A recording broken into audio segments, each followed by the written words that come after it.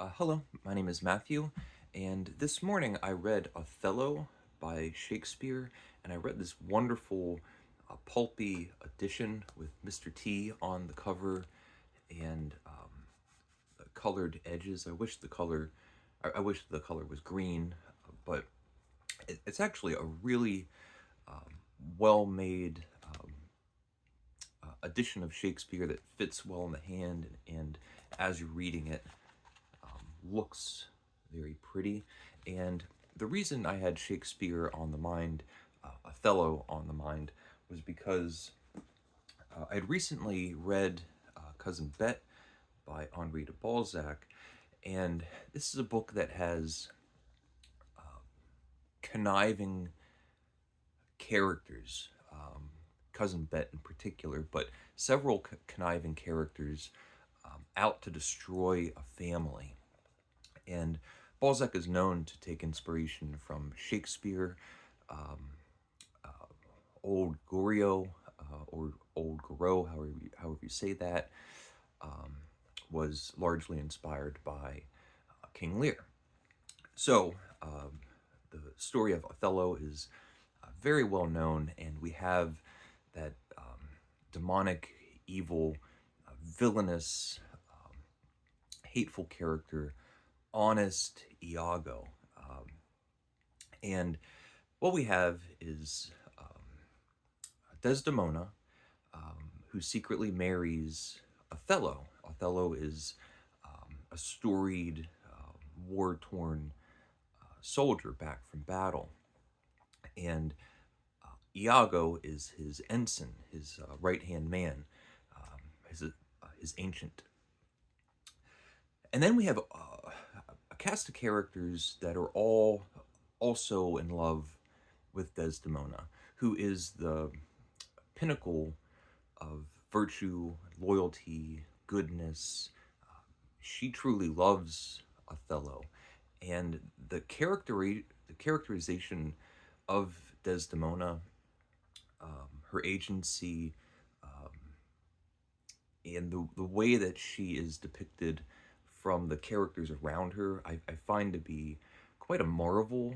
Um, when we talk about why all these different characters would be falling in love with her, um, it's not just physical beauty. We hear about her manners and her politeness, her wit, her intelligence, just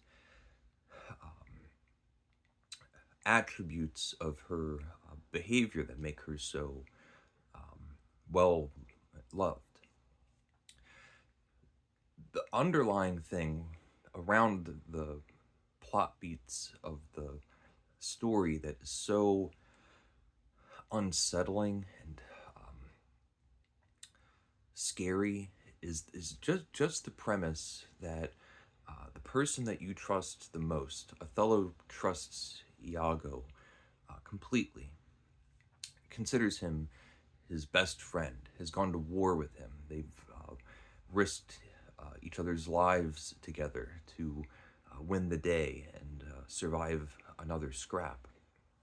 That person secretly wants to destroy you and hates you and will lie to your face and lie to everyone around you um, in order to deceive you and ruin you.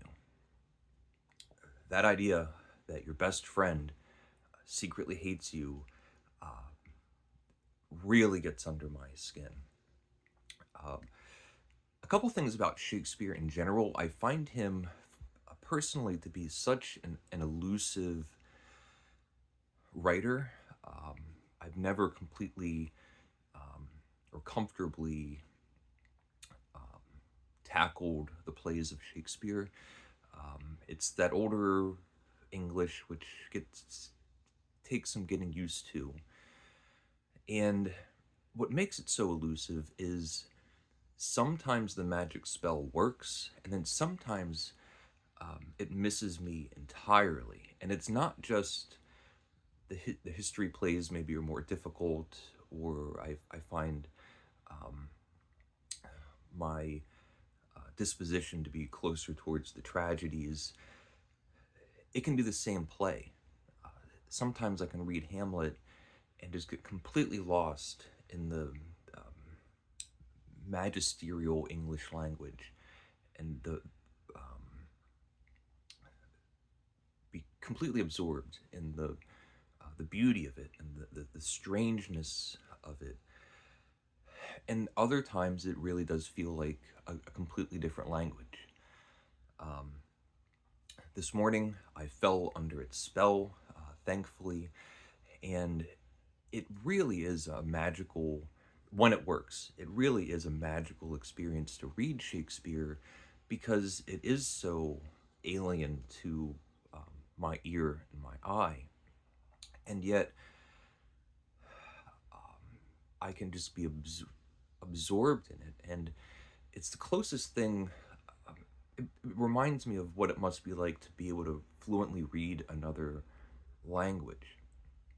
Um, it all doesn't look right, it doesn't sound natural to me, and yet I'm reading it and it's beautiful. The train's going by, so you might hear the train. The train's probably louder than me. He's blowing his horn because there's a crossing over here. And so there's not much I can say about Othello that um, hasn't already been said, I'm sure. But some of the things that I found interesting, um, they go to Cyprus. They're in this castle, and Iago and all these different characters. Iago's going around, um, just in people's ears, and it really is so villainous. Like Cassio is a character that is enamored by Desdemona. Iago's getting in his ear. Oh, maybe you can win her over to Cassio. And Desdemona and Cassio were talking in a room. Othello and Iago are about to walk in, and Cassio walks out the door. And there's this exchange between Othello and Iago that is just so conniving.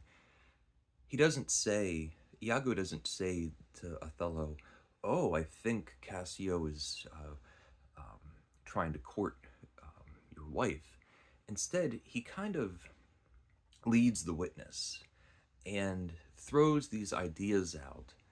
And Othello, in his mind, is putting together connections that are not there and that he wouldn't have thought about. And when he starts bringing them up, Iago goes, "Oh my, I wouldn't imagine that." And it's just so manipulative.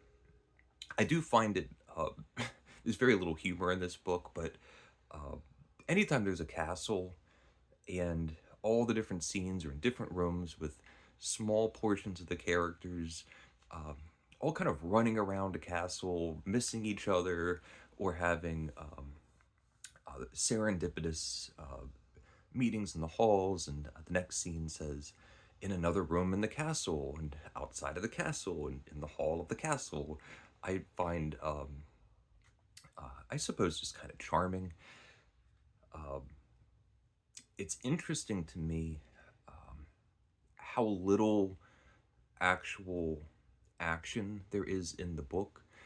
Um, it's full of these innocuous, just regular, everyday, quotidian interactions that, because Iago is in everybody's ear and corrupting the perception of what's going around,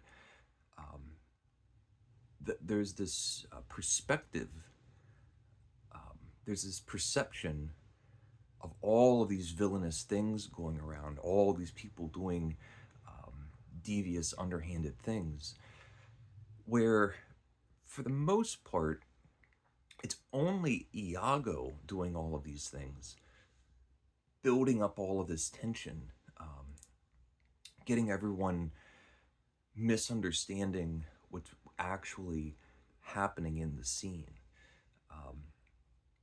And kind of to go along with the humor, the handkerchief, this handkerchief that Othello gave to Desdemona the first time they met, or their wedding night, or just a very special first occasion, whatever that is, I can't remember. She drops it.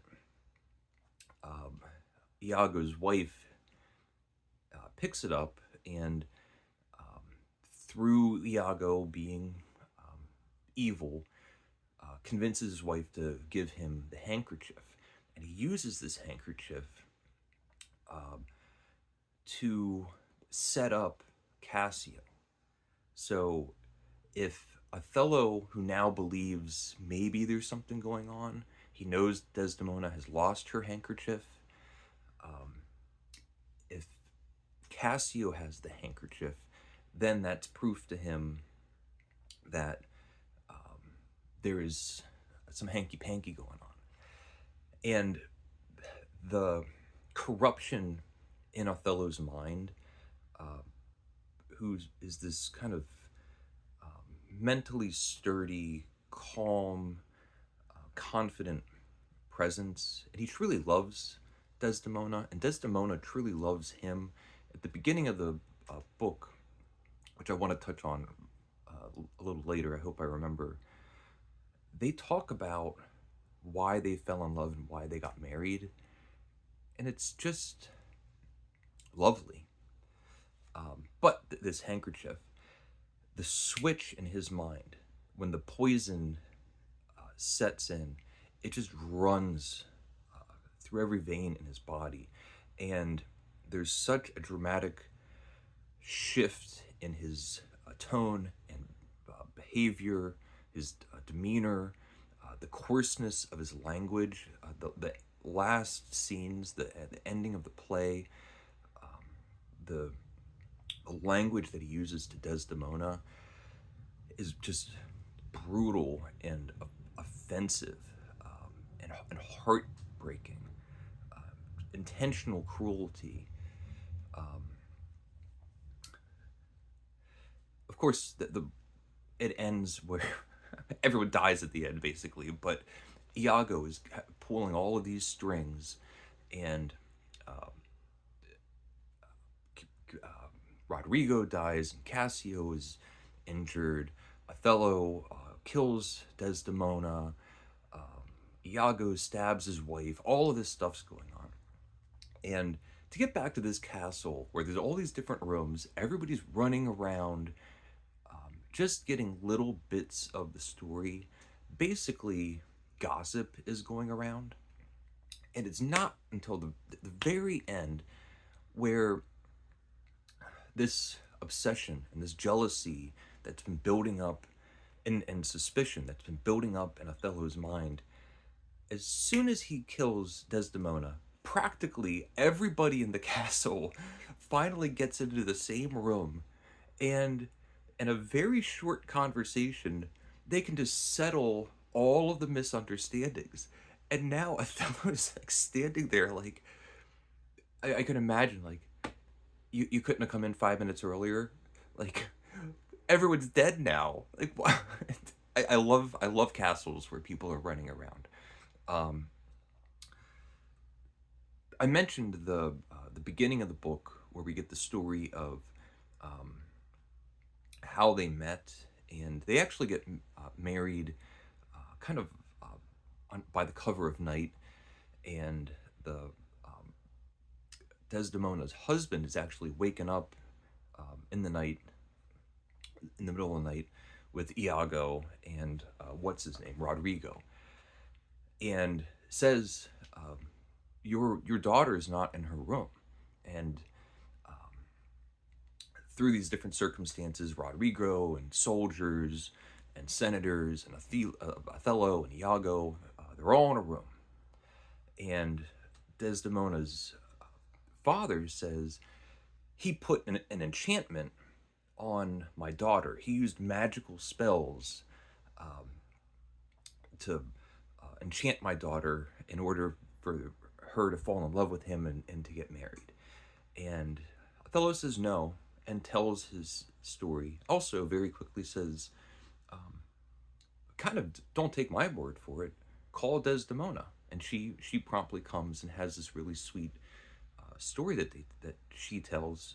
Othello tells his story, and basically the senators, the people that are hearing this, are kind of like, yeah, with a story like that, you would fall in love. Like there's no magical enchantment um, going on. It's no magic spell. It's just two people that fell in love. It's sweet.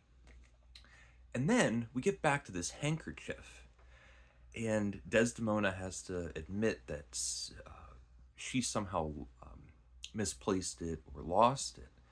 And right at this point, Othello is out of his mind, and he's just barking, "The handkerchief, the handkerchief."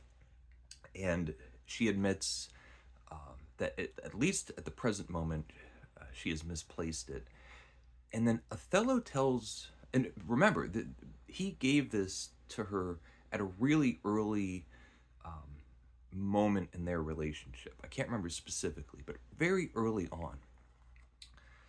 And then Othello tells the backstory of the handkerchief. And this is Othello. Pardon my Shakespeare. That's a fault.